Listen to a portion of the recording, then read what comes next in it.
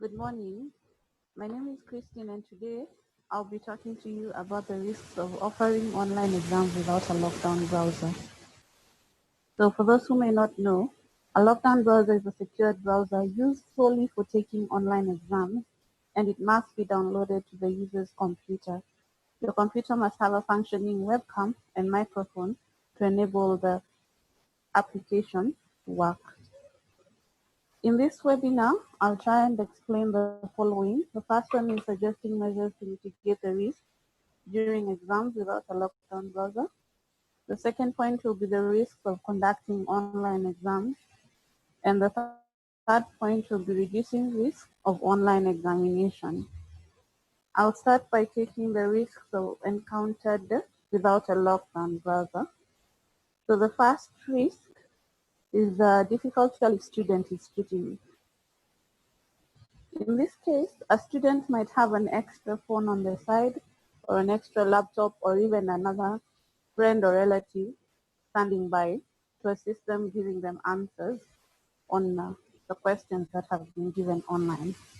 Therefore, it's difficult to tell if the student actually did the exam on their own, or they had help from another person, or even from an online source. The second point is unexpected system and hardware failure.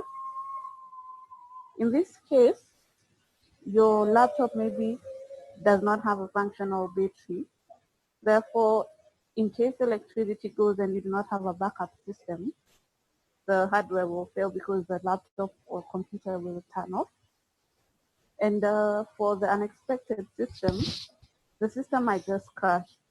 Being a software that has been created by humans, any unexpected failures may arise actually. The third point in regards to the risks encountered is integration with in-house systems.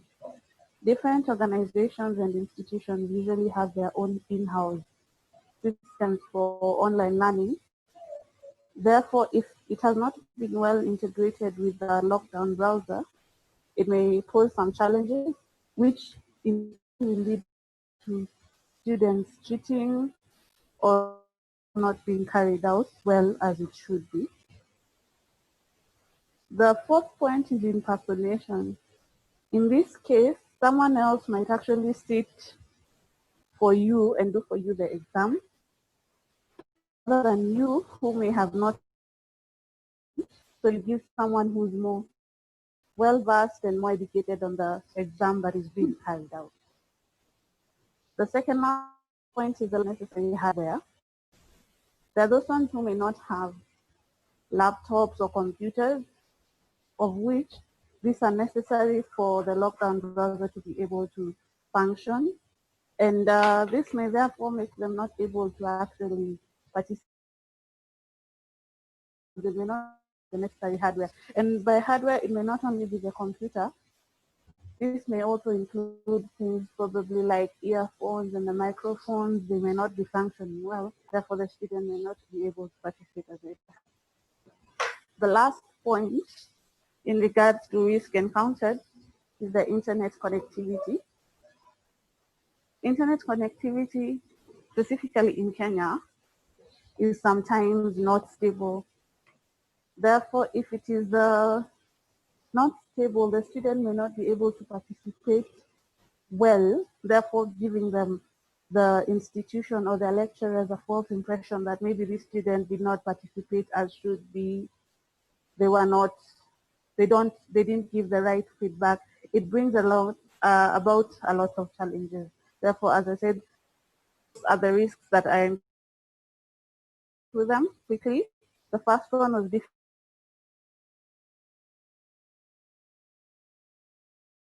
integration with in-house systems, impersonation, lack of necessary hardware, and internet connectivity. From there, I'll proceed to the second point, which is a point to consider when planning for online exams and the risks involved.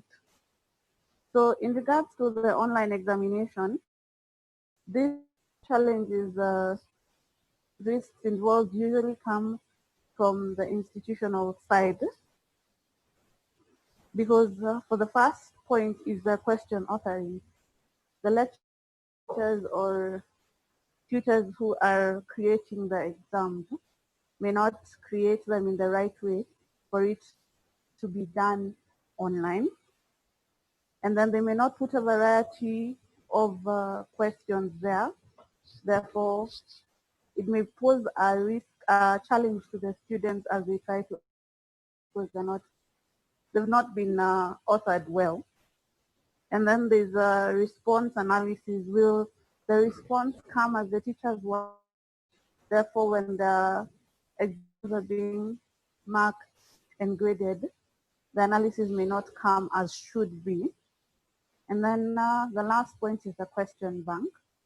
Has the question bank been formulated in a way that once a student starts the exam, the questions will flow according to how their lecturer would want them to be? So we'll go on to the next point, which is why online exams is not successful and what exactly is missing that is making the online exams not successful in the case. So the first point is the open-ended questions and evaluation. If a question is open-ended in this case, the student may answer it according to how they understood it. And what the lecturer or the teacher had put was not how the student understood it. And since there is no way to interact with the author of the exam, it may give varied responses from each student. The second point as to why the online exam is not successful is automatic reporting. In the back end, the lecturers usually have set ways on how the exam is marked. Therefore, if the reporting is automated, a student may actually have written what is indeed the right answer, but because of the automation, the reporting of the marks may be varied, therefore giving a wrong impression to the teacher. The third point is easy and advanced scoring with multiple dimensions. As I stated earlier in the automatic reporting, this case the teacher might use specific wording or their answer sheets may be in a specific way. Therefore, it gives a wide scope for different people to get different marks, which may not be the case, therefore giving a false impression. The fourth point is the power and internet failure. In this case, a student may have started the online exam, and then due to power and internet failure, the time lapses before they have finished the exam. In this case, they will not, and explaining it to the teacher may not be really successful because at the end of the day, you had already started. So it wouldn't be taken, it might be taken as if you were running away from the exam, or you were not sure, you had not read, therefore you were giving excuses. The second last point is the secure submission. It's not guaranteed that the way you have written your answers will be secured, the submission will be secure. When you submit your answers, the answers may be altered, therefore the teacher getting a wrong impression or a false response on your end. And the last point as to why the online exam may not be successful is the timer. Your timer, so sometimes the timer might malfunction and then you're not able to or finish the exam in due time. Or the timer might, as I said, it might malfunction and an exam that was scheduled to take 1 hour ends up taking 30 minutes because of the malfunction of the timer. And let's proceed now to the points to consider. So I'll go point first and then divulge on each. So the first one is the user experience. And then there's the live support to students. There's the cheating prohibition, compliance, and audit trail. So in regards to the user experience, each user has a different understanding of the online platform. Therefore, before the starting of the exam, I believe it would be in order if the institution had a sit down or even an online sit down with the students so that they can explain to them how they use the platform so that each user can be able to understand how the system works. And if they have any questions or queries, they may be able to do all that. The second point is the live support to students. While offering the online exam, I believe there should be a system that the students can actually give their queries as the exam is proceeding, because you may encounter some challenges that prohibit you from continuing with the exam, or you have a question that is not complete. So I believe there should be live support to the students that this can be looked into even as the exam is or proceeding. And then the cheating prohibition. There should be a cheating prohibition so that, as it's self-explanatory, students are not able to cheat, because chances of them having multiple gadgets or even an individual to assist are high. And institutions, I believe, can also give their input on if one is suspected to be cheating, how they will go about it.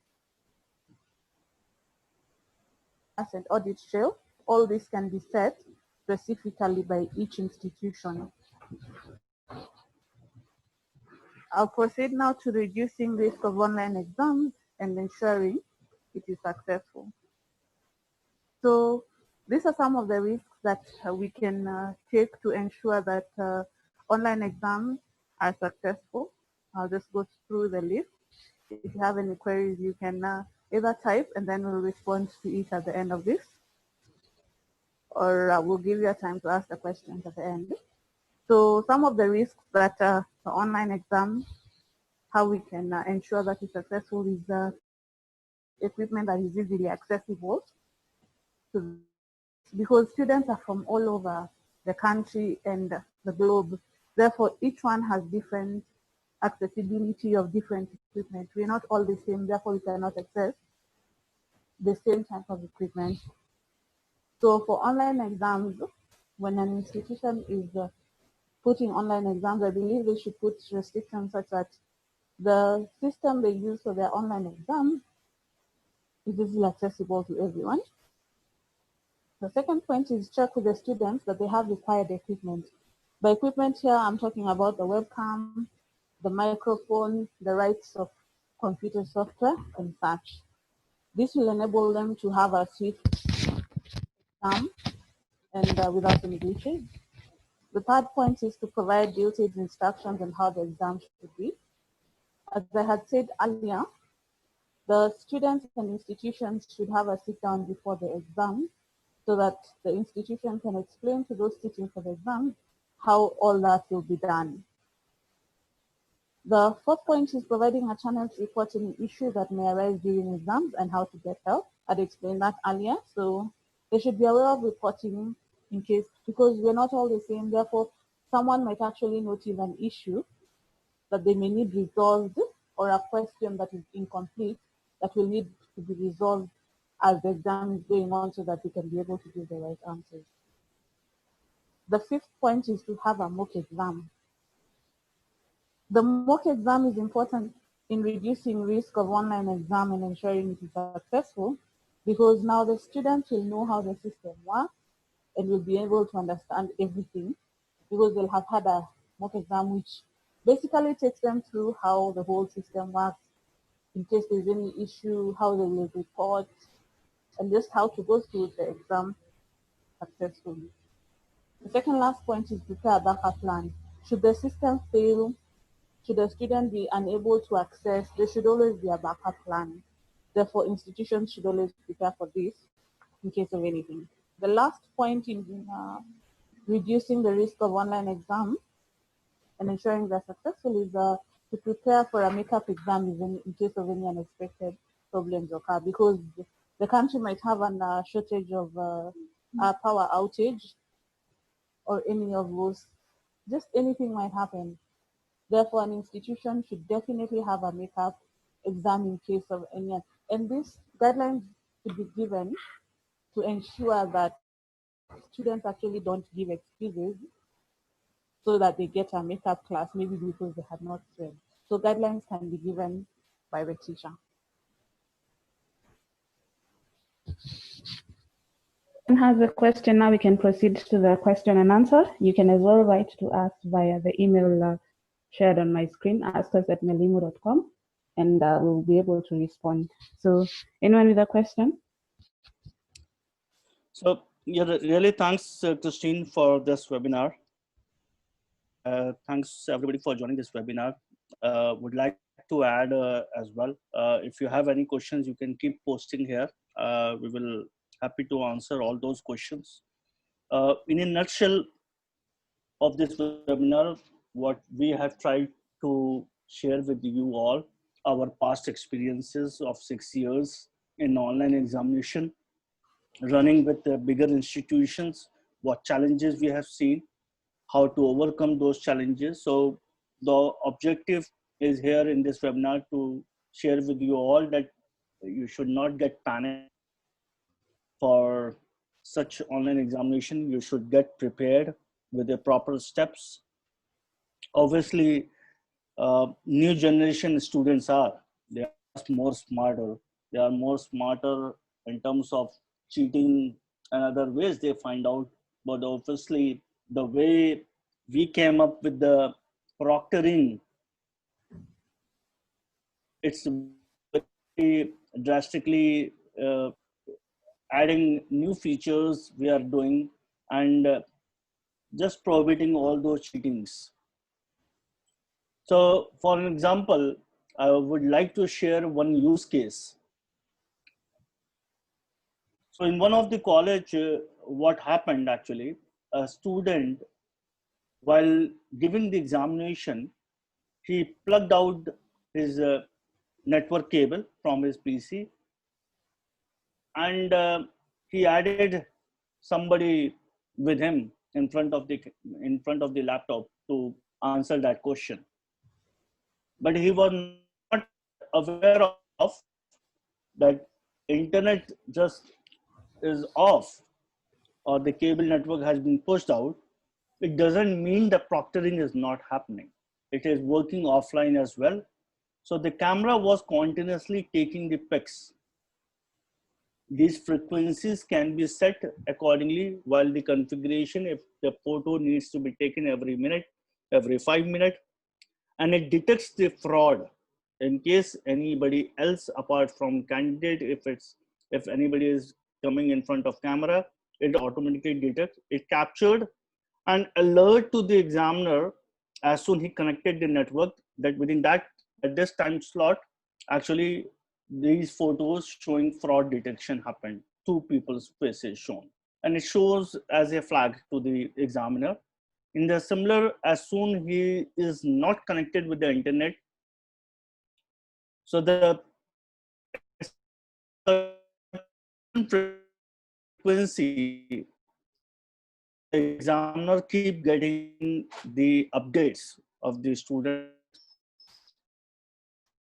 So when he disconnected the internet, he has been again flagged to the examiner, so that examiner quickly escalate and talk to the student. But he was not, and obviously it has been tracked that there were people sitting while he was giving the examination in front of one of the questions. So we have given a lot of facilities how to prohibit the cheating, and even every students, you will have a database with you. Obviously, we will talk, Professor Mugambe will talk about the scalability. I think one point has been missed in this webinar, scalability.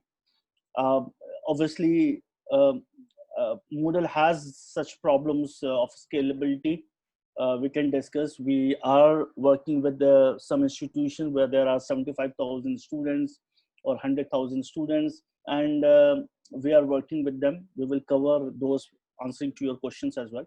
So what I was saying, it quickly detects actually. So every examination, when you are having the students database with you, um, you should have the photo IDs as well. That is how the structure happened in the online examination, so that when student is in front of the examination, the camera detects actually the face of the student when he is in front of the examination before giving the examination, and his face get matched with the database that you are having, and gives the accuracy of matching. If it's 96%, 76%, 50%, 45%, and if you wanted that below 30%, if it's matched, then he should not give the examination. It is your choices. You can get those configurations done from us while doing the implementation. We can get those configurations done. It's on your choices whether how frequently you want uh, those alerts to be coming, those updates to be coming. That is a part of the configuration. Obviously, there is already a lockdown browser as well, so that student cannot move from one browser to another browser. So we have added all the AI as well, and we some of the countries we have given a facility for live proctoring as well. So after the authentication of login, there is a we have given the facility that people are using Zoom. So what we have done, we have integrated and given the facility that students should just join this link as soon as connected. He started the exam. So other side, on the examiner's side, they are seeing 100 people at a time, and the face detection is telling them which student is doing fraud. So there are several options within our system. It's your choices, which all options you wanted with lockdown, with AI, with live proctoring. Um, it's on all your choices, and while doing the implementation, those configurations actually done at that time. Um, we generally having certain, we need certain time as well to get that configuration done and implementation done at your end. Obviously there are lots of examinations or exam papers or question banks you are having that needs to be pushed to the system, or you are going to create directly on the examination portal, our examination portal, or your teachers, you are allowing them to create the portal. So we have given that facilities. We have given the facility to do a chat support as well. The students get panicked, so how they should take help, they can take help from chat. Obviously phone numbers will never work, because if what we have seen, like approximately 10 to 12% or 10 to 15% students get panic while giving the examination. It's a very obvious thing. Students are giving examination alone from different location at home, from their home. So that ratio is very high. So you can imagine if 1,000 students, now answering to your question, Professor Mugambe, answering to your question, the here it comes and you need to map with my both points actually. Scalability is one point, but you need to understand another point as well, that even my system is ready to support 2,000 concurrent users at a time. Now, when I'm saying 15%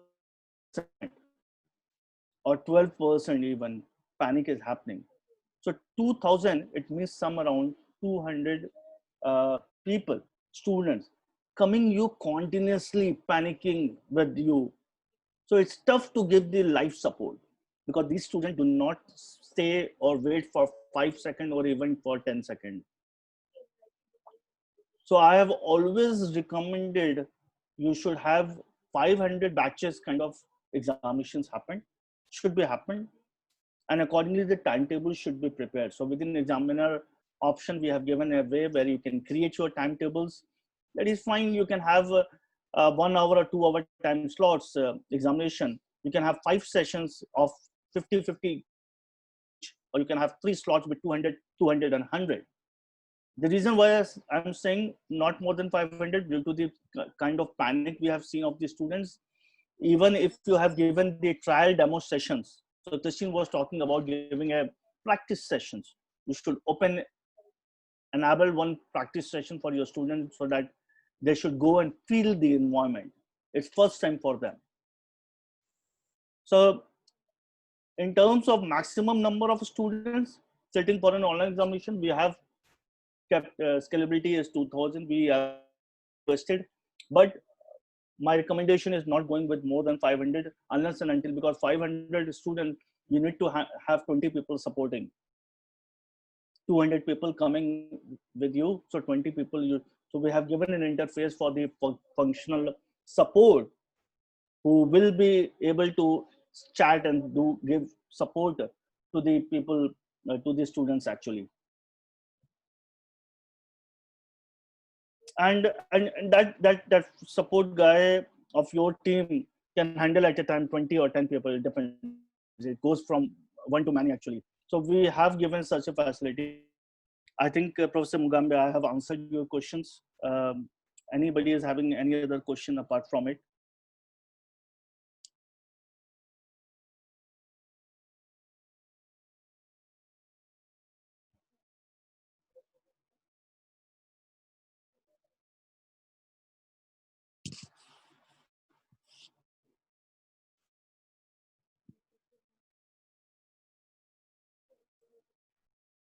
So I think the way we have designed the system, obviously, we know that you might be having the curiosity to see the product.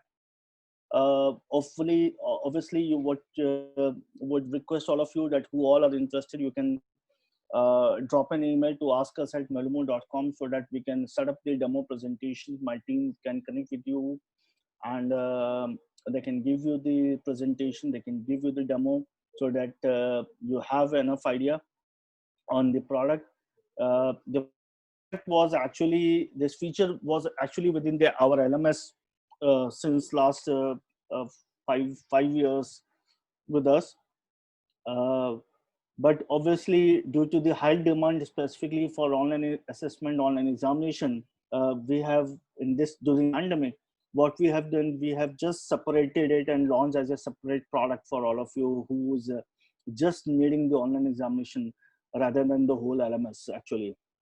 Might be most of you are knowing about Elimu. It's a company started in 2014, and it's been one of the growing company in African countries. We are uh, we are more than 20 countries now in Africa, and assisting public universities and private colleges, as well as the financial and banking institutions. So it's a cloud solution. Obviously, all the security, all the encryptions, all the methodology or practices that is required to protect your content, protect your data, we have kept in a way so that it cannot be hacked anyway.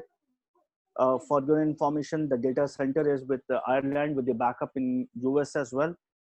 Uh, you might be having more questions. Obviously, you can drop us an email. Uh, so I'm just waiting for all of you. If you have any other question, you can drop me a question so that I can answer those questions.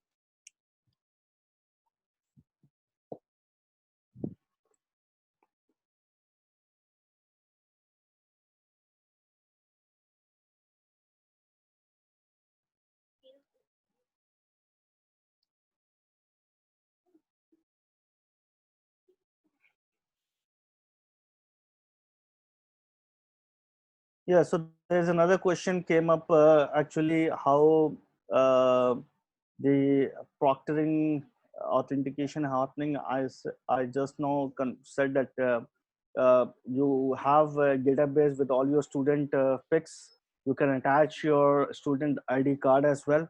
We have given the facility that before they start the examination, they need to be in front of the camera, and once the camera confirms, the system confirms the face has been matched with certain percentage, it will confirm the examiner, and then he will ready to start the examination. If in case not matched, you need to let us know what system should behave, whether he will be allowed to give the examination or not, and what percentage he should be allowed or what percentage he should not be allowed. It's all your choices. You need to let us know.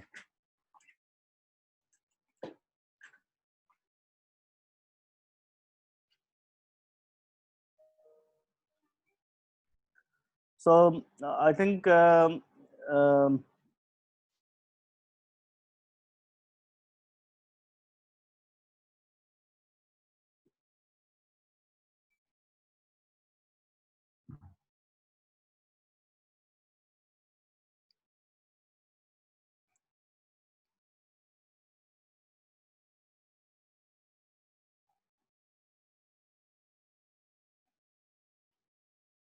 Okay, so thanks all of you for your time, and obviously we will sharing this webinar session to everybody over email, but soon it will be posted on our website as well. All the sessions that has been passed previously happened as well. It will be posted there as well, so you get all of you can go and see those webinar presentation. We look forward hearing from all of you and assisting you and answering all your questions. Thanks all of you again for joining this webinar. We are coming up with more sessions for online examinations and the challenges, whatever we are going to find, we will come up with those. And obviously there are more webinars coming this week and in the coming weeks as well. Thank you again. Bye-bye. Have a nice day, all of you.